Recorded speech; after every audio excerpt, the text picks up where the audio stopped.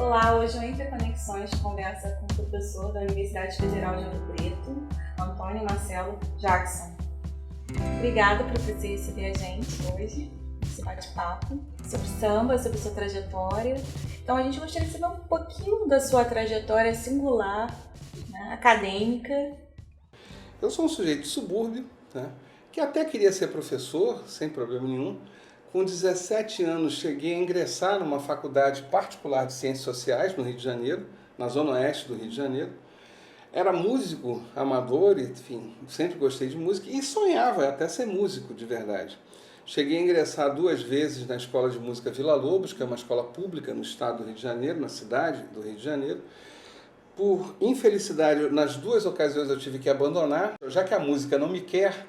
Vamos para o plano B, né?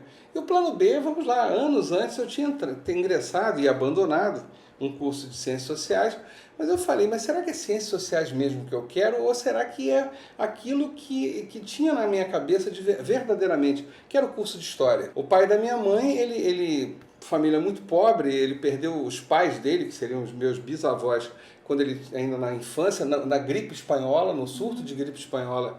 O pai do meu pai também, ele vem, família paupérrima, tá, no interior do estado do Rio, da região de Três Rios. Bom, para encurtar, ele vai servir o exército, ele vai ser da guarda pessoal do Getúlio Vargas, né? Então, quer dizer, e aí essas histórias voltando o tempo todo, né? O pai do meu pai, ele deixou de ser da guarda por causa de um ataque de ciúmes do Gregório Fortunato. Sério? É, uma coisa maluca, assim. Não, pensa bem, crianças ouvindo essas histórias, né? E o Getúlio estava em Petrópolis, meu avô lá na guarda, e o Getúlio desceu lá do palácio, né, do quarto dele, e resolveu puxar conversa com meu avô, né? Uma conversa amistosa, boba, nada demais. Ah, o que você faz? A família e tal, você tem filhos, não tem? E o Gregório ficou num ciúme sem precedentes, porque não admitia que um réis soldado conversasse com o presidente. No dia seguinte, meu avô foi transferido para o Rio de Janeiro.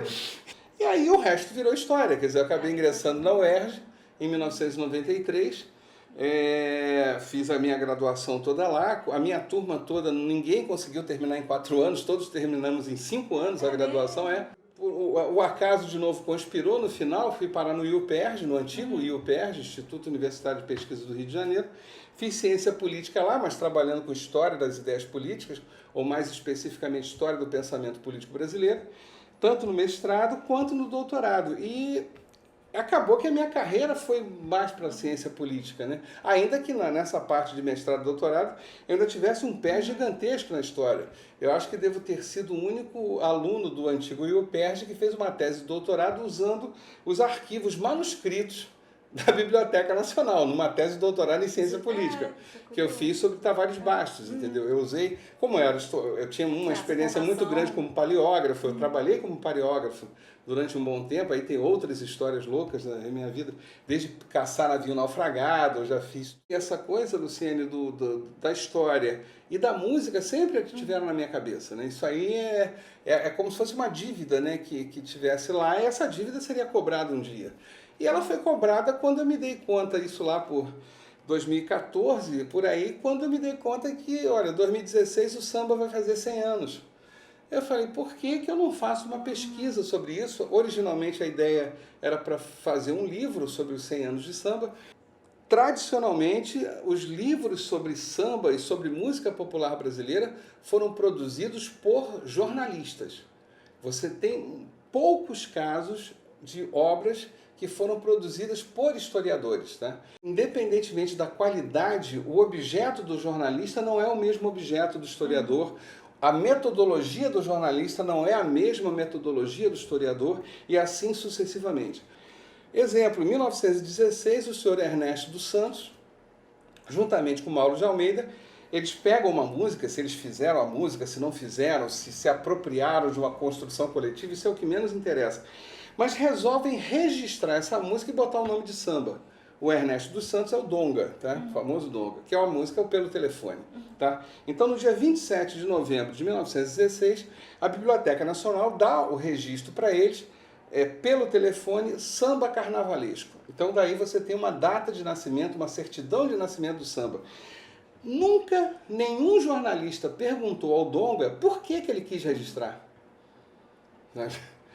É uma coisa assim, qualquer historiador chegaria, não, peraí, mas por que ele fez isso? Né? Mas o Donga não, o Donga realmente tinha uma coisa nova, que não é mais uma machixe, que não é uma música nordestina, e que ele resolve chamar de samba. Nenhum jornalista perguntou. Anos a fio, o Donga ali disponível, anos a fio, o cara ali na frente de todo mundo. Sabe, alguns anos depois, o Ismael Silva, da região do Estácio, ele fala assim, olha, eu vi o samba do pessoal da Praça 11, aquilo que o Carlos Sandrone, que é professor da Federal de Pernambuco, e tem um livro maravilhoso sobre isso, que é o Feitiço Decente, onde ele faz uma análise da música mesmo e tal, do samba desse momento, e o Sandrone chama de paradigma da Praça 11. E aí o Ismael Silva fala, pô, esse negócio que o pessoal da Praça 11 faz, não dá para uma cadência, não tem uma coisa legal, eu quero uma coisa diferente, tá? Que eu quero um samba de sambar andando, tá? Eu quero um samba que me faça sambar, mas em movimento. Mas como é que então seria a batida do ritmo? Aí o Ismael fala, o ritmo vai ter que ser bumbum, praticundum, trucurundum. Essa expressão é dele, tá? Ismael Silva, tá? Que virou o tema da Império Serrano, do famoso desfile de 1982. A última vez que a Império ganhou. Ninguém pesquisou por que de repente esse modelo da Praça 11 foi abandonado e o modelo do Estácio foi rapidamente adotado. Era um problema só estético mesmo, ou seja, precisavam de um samba de sambar andando. Ele estava aí disponível para todo mundo, as pessoas podiam conversar com ele, mas a academia sempre se recusou a descer as raias da cultura popular. E a única coisa que explica a academia não se interessar é o preconceito. E o que me revolta, porque quando você faz esse levantamento todo, você lida com uma quantidade gigantesca de informações que são absolutamente úteis para a historiografia, pouco importando a linha historiográfica que você siga. Os sambas de roda, tá? Todo samba de roda inevitavelmente é herdeiro do paradigma da Praça 11. Ou aquilo que o pessoal da Portela faz muito, o miudinho, tá? Ela tem até um samba muito famoso que o Paulinho da Viola gravou, que acho que é do Elton Medeiros, se eu não estou enganado.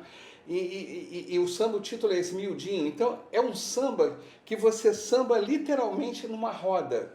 Você tem um grupo que está em volta, aí vai uma pessoa para o meio, samba ali, depois essa pessoa, antigamente se fazia isso, né? O cara sai, dá uma pernada em alguém e essa pessoa que levou a pernada é que tem que ir para a roda sambar e tal. Então esse é o modelo do...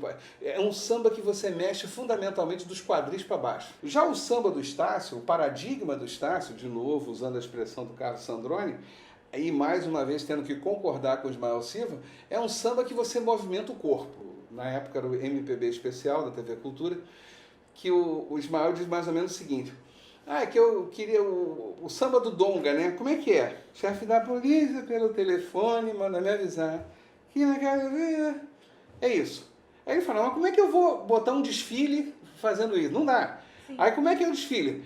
Se você jurar que me tem amor... Aí você mexe o corpo todo, entendeu? O chefe da polícia pelo telefone manda me avisar que com alegria não se questione para se brincar. Ai, ai, ai, é deixar mágoas pra trás, ô rapaz. Ai, ai, ai. As batidas das escolas de samba são diferentes. É que há uma tendência de uma pasteurização, né? Uma estandartização violenta por causa dos tempos e tal, está destruindo a cultura fantástica que tinha. Mas num determinado momento em que não existia essa pasteurização, e aí todas as escolas de samba são derivadas do paradigma do Estácio, vamos deixar claro aqui, tá? Realmente aí não há como ser diferente. Até as batidas da bateria eram diferentes. Vários instrumentos musicais que são utilizados hoje são inventados aqui no Rio de Janeiro, né? E são inventados a partir dessas novas necessidades. Exemplo, Bide, Alcebiades Barcelos, é um grande amigo de Ismael Silva, é um dos grandes nomes do Estácio, ele que inventa o surdo, a partir de um latão de banha de 20 litros. Ele bota um couro de cabrito ali, amarra e começa o negócio. Entendeu? Como você vai ter um cara chamado Tio Faustino, que vai pegar o agogô e o afoxé e vai inserir no samba, tá? Vai com modificações. O João da Baiana vai inserir o pandeiro com modificações. O pandeiro original não é o pandeiro que você conhece, com aquelas platinelas, aqueles pratinhos em volta. Ele não tinha nada daquilo, aquilo foi invenção do João da Baiana. Mas enfim, eram coisas ainda muito toscas, muito feitas de qualquer maneira. Até que um dia, um sujeito chamado Hilário Jovino Ferreira, pernambucano de nascimento, baiano de criação e que vai parar no Rio em algum momento lá no final do século XIX, o Hilário vai morar ali na região do Morro da Conceição, ali na Praça Mauá. Queria fazer um rancho de reis, né? Da folia de reis. Só que eu não quero que esse rancho saia no dia 6 de janeiro, que é o dia de reis. Eu quero que saia no carnaval. Tá? Mas eu quero que saia no carnaval com a estrutura do rancho de folia de reis. Vai ter uma mulher carregando um estandarte, vai ter um grupo lembrando tal coisa, fantasias e tal. E aí, sem querer, ele está inventando o bloco de carnaval do jeito que vocês conhecem. E por causa dele, uma série de outras pessoas começam a copiar esse modelo. Tá? E também com essa estrutura, quer dizer, de ter uma porta, que seria a porta-bandeira, né? Aí, por causa de uma certa violência entre os ranchos, isso é verdade, você criou uma pessoa, um homem para cuidar da porta-bandeira, que é onde que alguém roubasse a bandeira, que vai parar no mestre-sala. O curioso do Hilário Jovino é que ele era um sujeito muito galanteador, muito conquistador e tal, e ele se enrabicha com uma mulher chamada Ana, se a minha memória não me trai, só que ela era casada, né? E o marido dela, o Miguel Pequeno, era muito amigo da tia Ciata, né? Que é a famosa tia Ciata e tal, que todo mundo vai conhecer depois que pelo telefone teria sido feito na casa dela, né? E aí, nessa confusão, a Ana abandona o marido para ficar com o Hilário, ela e a Ciata já começam uma rusga com ele, porque todos aqueles que eram favoráveis ao Hilário vão para um lado e vão criar blocos a partir dessa matriz. E a Ciata não vai querer criar aqueles blocos, mas vai fazer as festas na casa dela, porque vai acabar redundando na criação pelo telefone. Quanto à questão da marchinha, aí entra uma terceira personagem nessa história, que é a Chiquinha Gonzaga, né? E aí o bloco pede a ela que fizesse uma música, porque nesse momento, final do século XIX e tal, não existia uma música de carnaval, né? Existem relatos que até Marcha Fúnebre foi tocada no carnaval, né? Valia qualquer coisa, né? E aí ela vai mudar uns compassos, uma coisa, e ela vai, no ano de 1899, criar uma primeira marcha carnavalesca que se conhece, que é o Abre Alas, né? É a primeira música de carnaval oficial do país, né? Mas ao longo da década de 1930, você tem uma guerra aberta entre as escolas de samba que estavam surgindo e os ranchos carnavalescos. Os dois não se entendiam, tá? E o domínio era dos ranchos. Né? O primeiro desfile, o primeiro concurso que vai parar nas escolas de samba foi um pai de santo chamado Zé Espinguela, que cria no bairro do Engenho de Dentro, que vai redundar 2 anos depois no primeiro desfile na Praça 11. Esse primeiro desfile financiado pelo Mário Rodrigues, jornalista e tal, que depois vai ser assassinado e que vai acabar, o assassinato dele vai influenciar muito seu irmão, Nelson Rodrigues, tá? Para escrever as coisas que escrevia, segundo o próprio Nelson falava. Em 33 e tal, fica uma briga. Em 35, a Prefeitura do Rio encampa o desfile da escola de samba. Mas os desfiles eram na Praça 11. Né? E a área nobre sempre foi a Avenida Rio Branco. E de 35 até 1942, quando finalmente as escolas de samba vencem essa briga, tá? Na Rio Branco eram os ranchos, né? Eram os ranchos de carnaval, eram as chamadas grandes sociedades, aquilo que era um desfile de carnaval. A escola de samba não era, e olha que o samba aí nesse momento já domina as rádios, todo mundo já canta e toca samba e tal. Mas as escolas de samba não. E aí, em 1942, aí sim, você tem a data que aí a escola de samba vence, aí o samba vira uma coisa inquestionável e domina tudo, né?